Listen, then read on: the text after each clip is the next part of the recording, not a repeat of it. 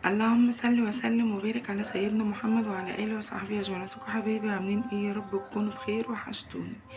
تعالوا كده نعمل صينيه بسيسه بالذره.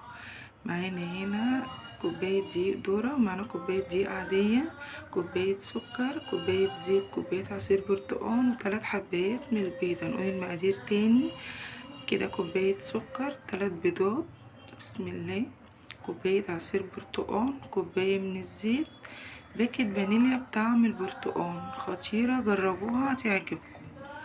تمام. هنا هي كوباية دقيق عادية، وكوباية دقيق من اللي هو دقيق الذرة يا جماعة. دي اسمها بسيسة الذرة، كانت طعمها تحفة جدا جدا جدا، جربوها هتعجبكم اوي اوي اوي. هنا بقى كنت خلطت الحاجات بتاعتي، المكونات بتاعتي كلها في الخلاط لغاية ما السكر بتاعي مبقالوش اي حاجة اثر خالص. وهنا بقى كنت نزلت باكت بيكنج باودر. تمام. وهنا بقى هحط ايه الخليط بتاعي، بسم الله. هتقلبي في اتجاه واحد كده زي ما انت شايفة. بسم الله الرحمن الرحيم.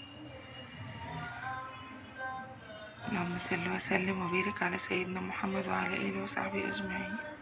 ومعايا بقى صينيه حطيت فيها دهنه من الزيت وبطنتها بشويه من الدقيق، وهي هدخلها على درجه حراره 180 يا جماعه. تمام. تمام. بطناها بشويه من الزيت وشويه من الدقيق، بسم الله. تعالوا بقى نعمل الشربات بتاعنا النهاردة، تحفة جدا. معايا كوباية من السكر، ومعايا كوباية مية، وشرايح برتقان زي ما انتوا شايفين كده، لان انا عايزة السيرب بتاعي يكون بطعم البرتقان. كان جميل، ما تخافوش مش هيمرر كده. كان الشربات بتاعي استوى وبقى تمام. وهنا كنت طلعت البسيسة بتاعتي، بصوا تختبريها كده بعصاية الشطاوط كده زي ما انتوا شايفين. بصوا. وهنا بقى هسقيها بالشربات بتاعي، طعمها كان تحفة، بسم الله. لو عجبكم الفيديو متنسوش تحطوا لايك وشير وتجربوها بالطعم الخطير ده، طعمها كان خطير جدا جدا.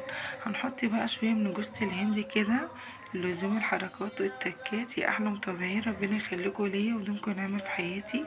بصوا خطيرة. تعالوا بقى نقطع كده حتة مع بعض نشوفها.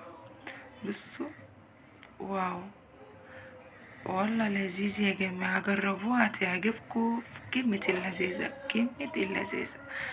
جربوها. بصوا خطيرة اقسم بالله، حطوا لايك. بصوا الشكل تحفة. اشوف وشكم بخير يا احلى متابعين في الدنيا، ربنا يديمكم نعمة في حياتي. اوعوا تنسوا تحطوا اللايك. اشوف وشكم بخير.